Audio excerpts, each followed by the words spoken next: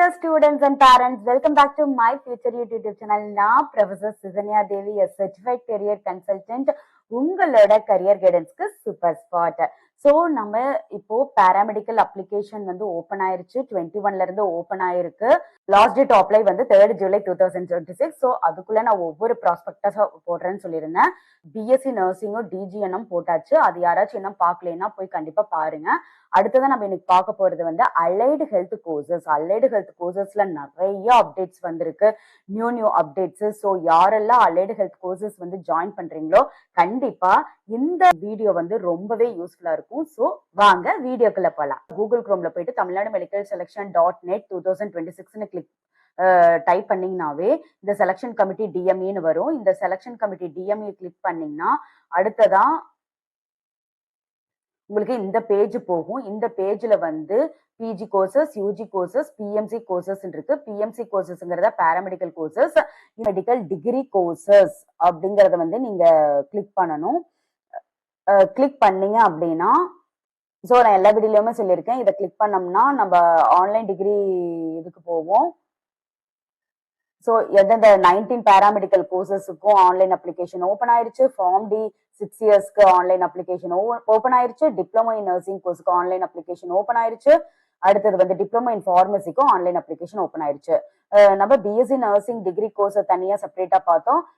டிஜிஎன்எம்க்கு உண்டான online application எப்படி apply பண்றது அதை வந்து செப்பரேட்டா பார்த்தோம். அடுத்த மற்ற பேராமெடிக்கல் கோர்ஸை பத்திலாம் இப்போ நம்ம ஒரே அலைடு ஹெல்த் கோர்சஸ்ன்னு சொல்லிட்டு அதை வந்து நம்ம பார்க்க போறோம்.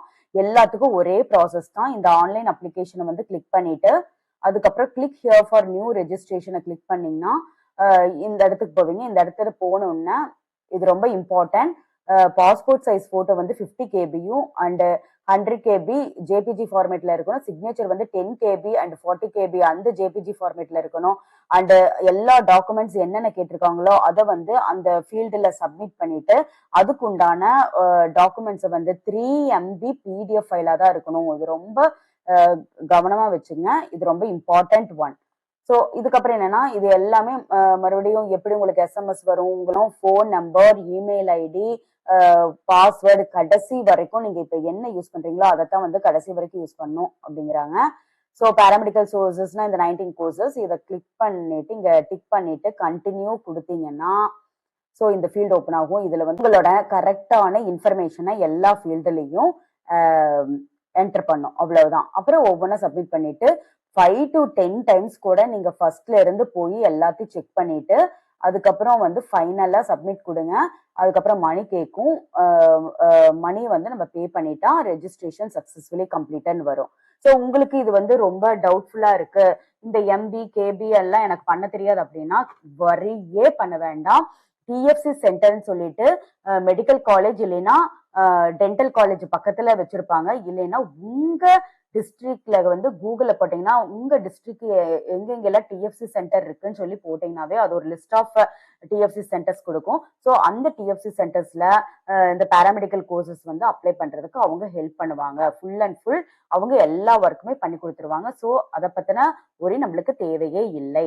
ஸோ வாங்க நம்ம ப்ராஸ்பெக்டஸ்குள்ள போகலாம். Prospectus for admission to allied and healthcare UG courses for government colleges and government quota seats in self-financing colleges 2026 to 27 session. இதைத்தான் நம்ம இன்னைக்கு பார்க்க போறோம். ஓகே, இந்த PDF ஃபைலை வந்து என் டெலகிராம் சேனல்ல போஸ்ட் பண்றேன். ஸோ எல்லா ஸ்டூடெண்ட்ஸும் என்னோட வாட்ஸ்அப் சேனலையும் டெலகிராம் சேனலையும் ஆக்சஸ் பண்ணி வச்சுக்கோங்க. நான் போடக்கூடிய ஒவ்வொரு வீடியோவோட PDF ஃபைலையும் அதுல போடுறேன். உங்களுக்கு மறுபடியும் ஏதாச்சும் டவுட் இருந்ததுன்னா நீங்க அதுல போய் செக் பண்ணிக்கலாம். Allied and healthcare UG degree courses for government colleges and government quota self-financing colleges பத்தின full details தான் நம்ம இதுல பார்க்க போறோம். இது வந்து எப்போ அனௌன்ஸ்மெண்ட் பண்ணிக்கிறாங்கன்னா 18/6/2026. எப்பவுமே வந்து நம்ம கவுன்சிலிங் அப்ளை பண்றதுக்கு முன்னாடி ப்ராஸ்பெக்டஸ் வந்து தெளிவா பார்க்கணும். தெளிவா பார்த்துட்டு போய் நம்மளுக்கு என்னென்ன அட்வான்டேஜஸ் எல்லாம் இருக்குன்னு சொல்லிட்டு ஒவ்வொரு ப்ராஸ்பெக்டஸையும் நம்ம பார்க்கணும். அதனாலதான் நான் இந்த ஒவ்வொரு ப்ராஸ்பெக்டஸையும் உங்களுக்காக வீடியோவா போடுறேன். ஸோ இந்த வீடியோ வந்து கண்டிப்பா யாரெல்லாம் allied and health care UG degree courses வந்து அப்ளை பண்றாங்களோ அவங்களுக்கு எல்லாத்துக்கும் ஷேர் பண்ணுங்க. அவங்களும் இந்த இன்ஃபர்மேஷன்லாம் தெரிஞ்சுட்டோம். லைக் பண்ணுங்க, ஷேர் பண்ணுங்க, உங்களோட கமெண்ட்ஸ் எதுவா இருந்தாலும் கேளுங்க. கண்டிப்பா உங்க கமெண்ட்க்கு நான் ரிப்ளை பண்றேன். ஓகே, வாங்க வீடியோக்குள்ள போலாம்.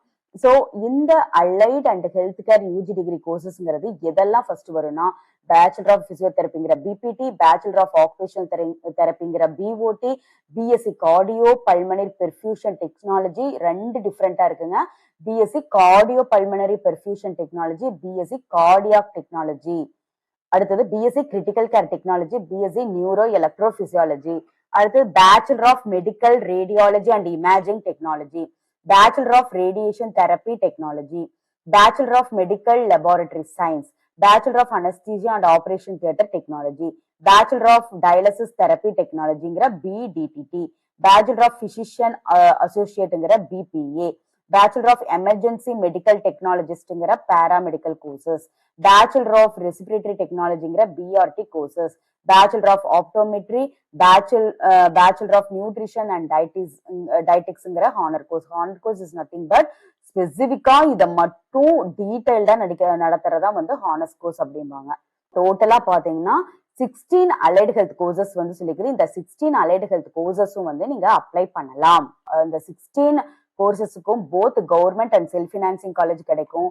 ஆனா இங்க கொடுத்திருக்காங்க பாரு, இந்த 3 கோர்சஸ் வந்து இப்ப நியூவா ஆட் பண்ணிருக்காங்க. BSc medical sociology, bachelor of science in nuclear medicine டெக்னாலஜிங்கிற BSc NMT and bachelor of science in health information மேனேஜ்மெண்ட்ங்கிற பிஎஸ்சி ஹெச்ஐஎம் அப்படிங்கிற இந்த கோர்ஸ் வந்து only for government quota seats in self financing colleges.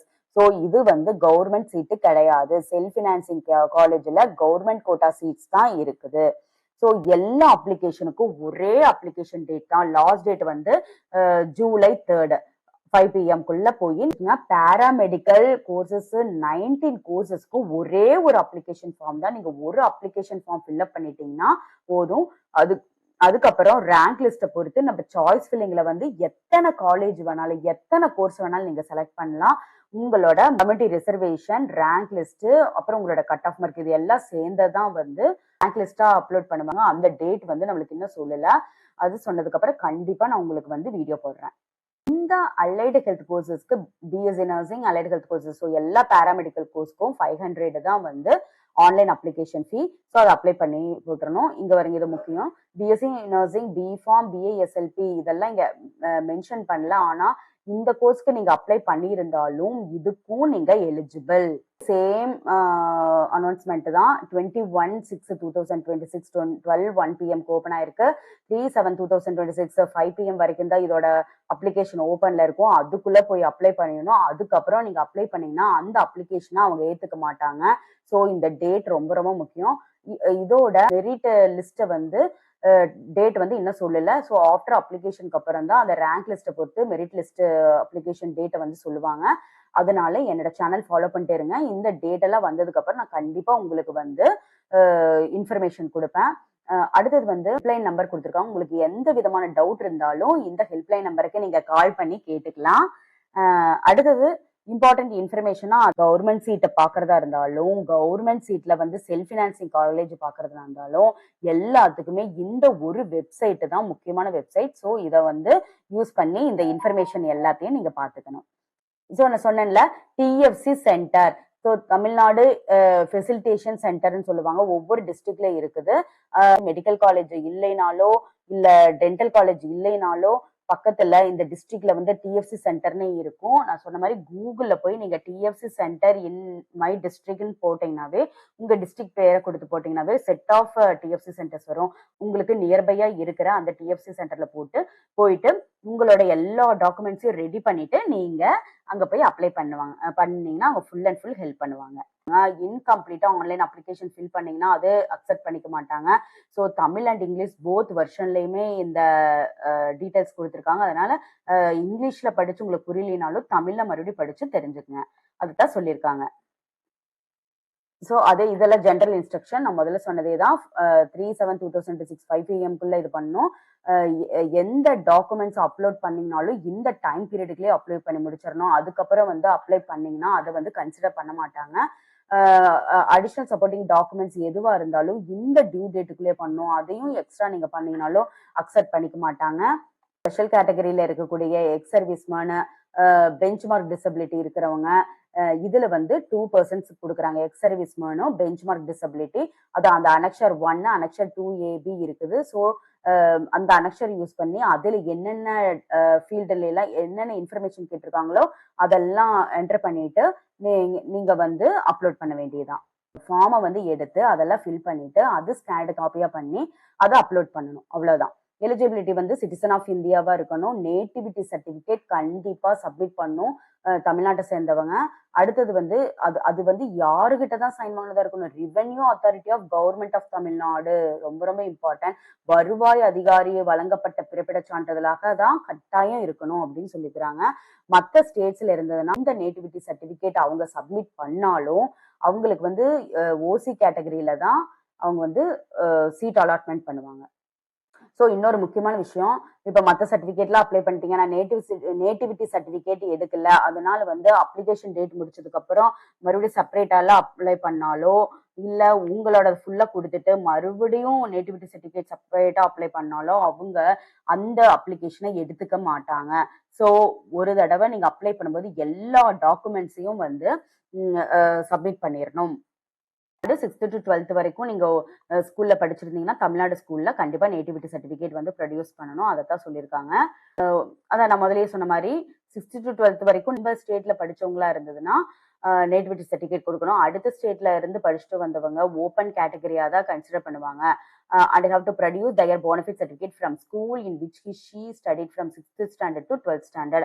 அவங்க nativity certificate கொடுத்தாலும் 6th to 12th standard வரைக்கும் அடுத்த ஸ்டேட்ல இருந்து வந்து இங்க இந்த கோர்ஸ் செலக்ட் பண்ணாங்கன்னா அவங்க கண்டிப்பா போனஃபைட் சர்டிபிகேட் சப்மிட் பண்ணணும்.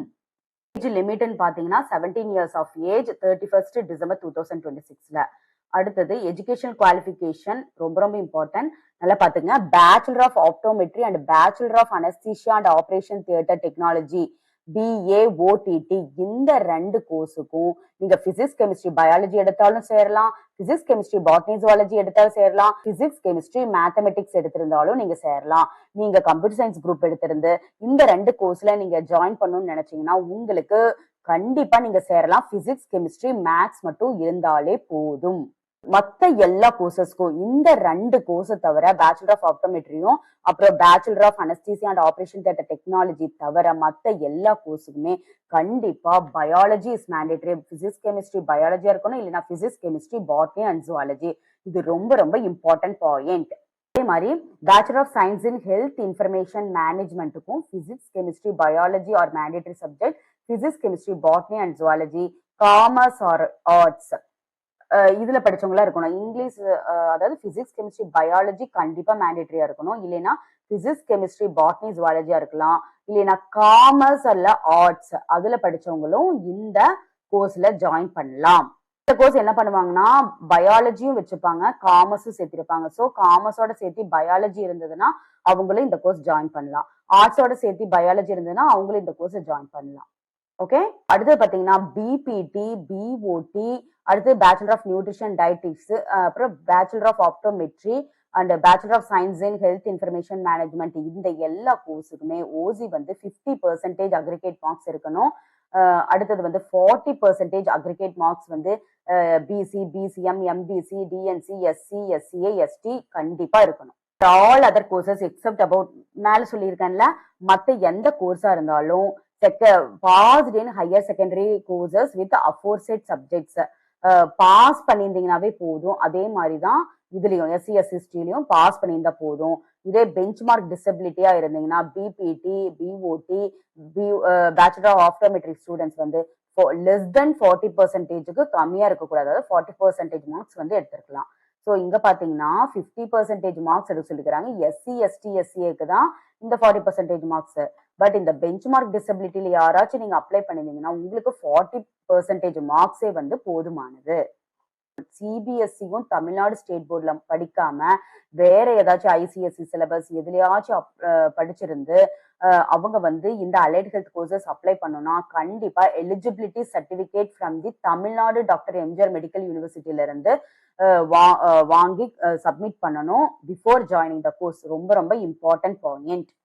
அதே மாதிரி கிரேட்ஸா இருந்ததுன்னா அதை வந்து மார்க்ஸா மாத்தி எக்ஸாமினேஷன் அத்தாரிட்டி கிட்ட வந்து சைன் வாங்கி சப்மிட் பண்ணணும். அதே மாதிரி higher secondary vocational stream with science subject இருந்தாலும் ஓப்பன் ஸ்கூல் இருந்தாலும் அவங்களும் இந்த அலைடு ஹெல்த் கோர்சஸ்க்கு வந்து அப்ளை பண்ணலாம். They are also eligible. இதுல முக்கியமான ஒண்ணு, இந்த சிபிஎஸ்சி சிஐஎஸ்சில எல்லாம் பாத்தீங்கன்னா இப்போ நம்ம ஸ்டேட் போர்டுல பாத்தீங்கன்னா ஒரு தடவை மார்க் எடுத்துட்டோம்னா அடுத்த ஒரு தடவை மார்க் எடுத்துட்டா அதை வச்சுப்போம். ஆனா பட் சிபிஎஸ்சி சிஐஎஸ்சில வந்து செகண்ட் டைம் எக்ஸாம் எழுதி எது ஹை மார்க்கோ அதை வந்து யூஸ் பண்ணிக்கலாம். அதே மாதிரிதான் இந்த அலைட் ஹெல்த் கோர்சஸும் 2 தடவை எக்ஸாம் எழுதியிருந்தாங்கன்னா எது ஹை மார்க்ஸோ அதை வந்து அவங்க யூஸ் பண்ணிக்கலாம். முக்கியமான ஒண்ணு, இந்த ஃபீ அப்ளிகேஷன் வந்து இந்த அலைட் ஹெல்த் கோர்சஸ் சரி ஆல் பேராமெடிக்கல் கோர்சஸ் எல்லாத்துக்குமே ₹500. எஸ்சி எஸ்சிடி சேர்ந்தவங்களா இருந்தாங்கன்னா அவங்களுக்கு கிடையாது. அவங்க அந்த ஆன்லைன் அப்ளிகேஷன் ஃபீயும் கொடுக்க தேவையில்லை. இந்த 19 பேராமெடிக்கல் கோர்சஸ்க்குமே ஸோ ஒரு ஆன்லைன் அப்ளிகேஷன் வந்து அப்ளை பண்ணா போதும். ஸோ என்னென்ன டாக்குமெண்ட்ஸ் எல்லாம் நீங்க ரெடியா வச்சுக்கணும்னா 10th mark sheet, 12th mark sheet, TC, transfer certificate, nativity certificate, community certificate, உங்களோடதும் பேரண்ட் எய்தர் அப்பாவது இல்லைன்னா அம்மாவது யாரோ ஒருத்தர் இருந்தா போதும். ஆனா கண்டிப்பா கம்யூனிட்டி சர்டிபிகேட்டும் நீங்க சப்மிட் பண்ணும். ரீசெண்டா இருக்கணுங்கிறது இல்ல, கொஞ்சம் நாளுக்கு முன்னாடி இருக்கிறதா இருந்தாலும் பரவாயில்ல. ஆனா வந்து அது கிழிஞ்சதாவோ எதுவும் இருக்கக்கூடாது, நீட்டா இருக்கிறதா இருக்கணும். அதை வந்து நீங்க சப்மிட் பண்ணலாம். ஃபர்ஸ்ட் கிராஜுவேட் சர்டிபிகேட், நான் சொன்ன மாதிரி பேரண்ட் கம்யூனிட்டி சர்டிபிகேட் கண்டிப்பா சப்மிட் பண்ணணும். ஷெட்யூல் ட்ரைபா இருந்ததுன்னா அவங்க இது எல்லாத்துலயும் சொல்றதுதான்.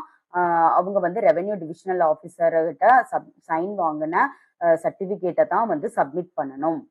ஏதாச்சும் ஒரு சூழ்நிலையில எங்காச்சும் உங்க கேஸ்ட வந்து மாத்தி கொடுத்தீங்கன்னா அவங்கள வந்து அந்த அந்த ஸ்டூடெண்ட்டை கண்டுபிடிச்சிட்டாங்கன்னா அந்த ஸ்டூடெண்டோட படிப்பை வந்து ஸ்டாப் பண்றது மட்டும் இல்லாம பெற்றோர்கள் வந்து குற்றவியல் நடவடிக்கை எடுக்கப்படும்னு சொல்லி ஸ்ட்ரிக்டா சொல்லிட்டாங்க. ஓகே, அதனால நம்ம கரெக்டான நம்ம கம்யூனிட்டி சர்டிபிகேட் என்னவோ அதை மட்டும் சப்மிட் பண்ணணும். தான் வந்து நம்ம 200 மார்க்ஸ் தான் கால்குலேட் பண்ணுவோம்.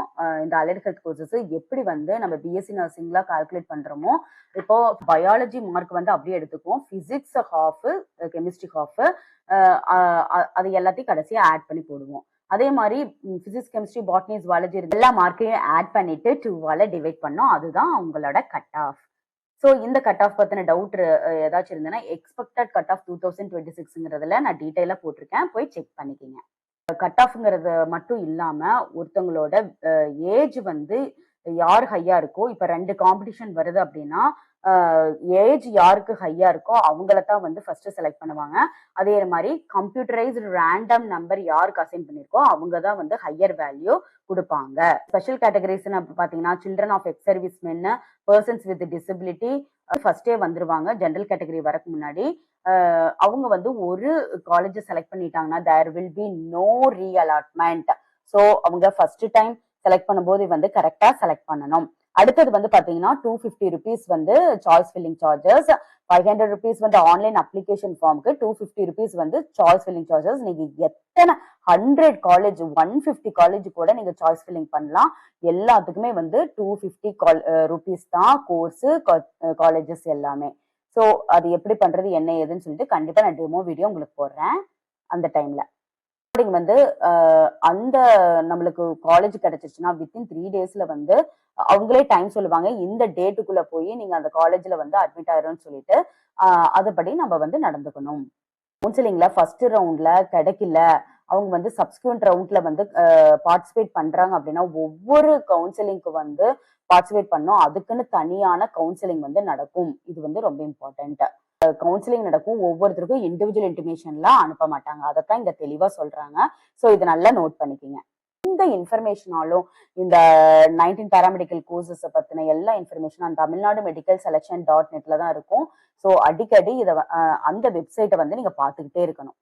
Reallotment for self financing colleges, individual request வந்து பண்ணா அதையும் ஒத்துக்க மாட்டாங்க. மியூச்சுவல் டிரான்ஸ்ஃபர் 2 பேரண்ட்டுக்கு நடுவுல மாத்திரன்னு சொன்னாலும் அதுவும் என்டர்டைன் கிடையாது அப்படின்னு சொல்றாங்க. அடுத்தது மெத்தட் ஆஃப் செலக்ஷன் அண்ட் அட்மிஷன்ல வந்து எல்லா கேட்டகரிக்கும் காஸ்ட் கேட்டகரிக்கும் இப்படிதான் பிரிப்பாங்க. டோட்டல் 100 சீட்ஸை வந்து இந்த ரிசர்வேஷன்ல தான் இருப்பாங்க. இதை வெர்டிகல் ரிசர்வேஷன் சொல்லுவாங்க. ஸோ அப்படி பாத்தீங்கன்னா ஓப்பன் காம்படிஷன்ல 31%, பேக்வர்ட் கிளாஸ் வந்து 30%, most backward class 20%, scheduled caste வந்து 18%, ஷெட்யூல்ட் டிரைவ் வந்து 1%. ஸோ இந்த அடிப்படையில் தான் பிரிப்பாங்க. ஸோ த சேம் சினாரியோ தான் 30% ரிசர்வேஷன்ல பிசி வந்து 3.5 ரிசர்வேஷனா எடுத்துப்பாங்க. அடுத்தது வந்து 80% ஆஃப் சீட்ஸ்ல வந்து 16% வந்து SCA கம்யூனிட்டிக்கு வந்து கொடுப்பாங்க. ஆஃப் சீட்னு சொல்லி எப்படி பிரிக்கிறாங்க அப்படின்னா கவர்மெண்ட் காலேஜஸ் சரி, government quota seats in self financing colleges சரி, 65% of total seats non minority இன்ஸ்டிடியூஷனுக்கும் 50% of total seats in minority இன்ஸ்டிடியூஷனுக்கும் பிரிக்கிறாங்க. ஓகே, அடுத்தது வந்து பாத்தீங்கன்னா availability in government colleges. So எந்தெந்த கோர்ஸ் எல்லாம் வந்து கவர்மெண்ட் காலேஜில் இருக்கு, எந்தெந்த கோர்ஸ்ல வந்து செல்ஃப் ஃபினான்சிங் காலேஜ்ல இருக்குன்னு சொல்றாங்க. அப்படி பார்க்கும்போது அந்த 16 கோர்சஸ் சொன்னேன்ல, அது எல்லாமே both government and self financing காலேஜ்ல இருக்கு.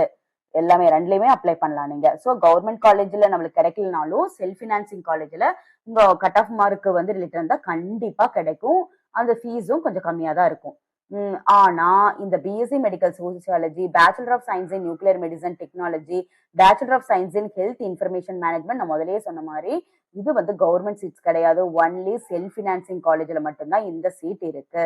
பிபிடிக்கு பாத்தீங்கன்னா எக்ஸ் சர்வீஸ் மேன் கோட்டா வந்து ஒரு கோட்டா வந்து கொடுக்குறாங்க எக்ஸ் சர்வீஸ் மேனோட குழந்தைங்களுக்கு. மாதிரி பெஞ்ச் மார்க் வந்து 5% டிசபிலிட்டி இருக்கிறவங்களுக்கு சீட் ஒதுக்குறாங்க.